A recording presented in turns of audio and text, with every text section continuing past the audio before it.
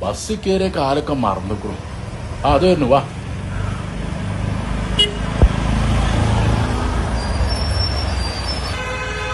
വാ കേറി. വടി ഓട്ടോമാറ്റിക് ഡോറൊക്കെ അയക്കുംല്ലേ? അസ്സലാമു അലൈക്കും.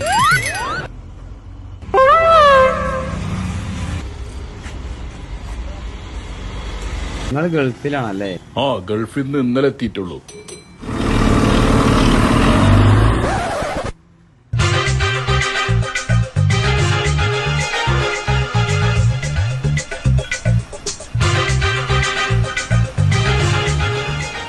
അല്ല, എന്തൊക്കെ ആൾക്കാരൊക്കെ തലയും താത്തിരിക്കണത്?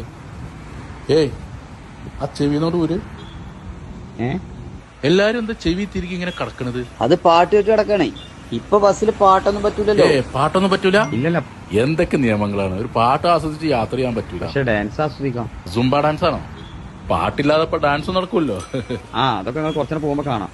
ബസ്സിൽ ഡാൻസ് ചെയ്തൊക്കെ പോകാൻ പറ്റിയ ഹൈവേ റോഡാണല്ലോ ഇപ്പൊ നമ്മളത്. അവിടെ എടുക്ക. ഞാനൊരു പെണ്ണ് കാണാൻ പോവാണ്.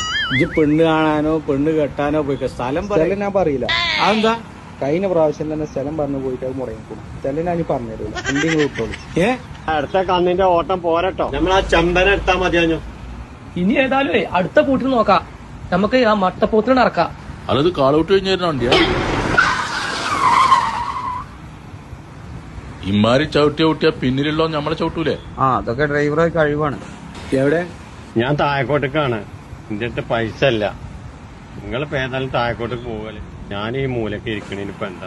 ആ, ഇന്നിവിടെ ഇറങ്ങിക്കോളി. ബാംഗ്ലൂർക്ക് ഒരു ബസ് വരും. എന്നാ അതിൽ കയറി നിങ്ങൾക്ക് ബാംഗ്ലൂരും കാണാലോ.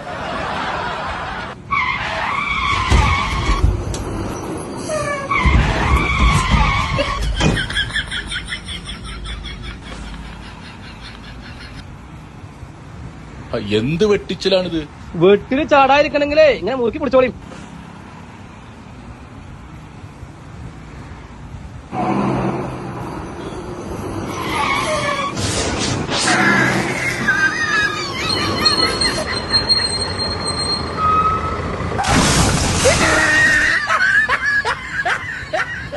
അല്ല, എങ്ങനെയുണ്ട് ഇപ്പൊ നമ്മളെ ബസ്സിലെ സൂംബ ഡാൻസ്?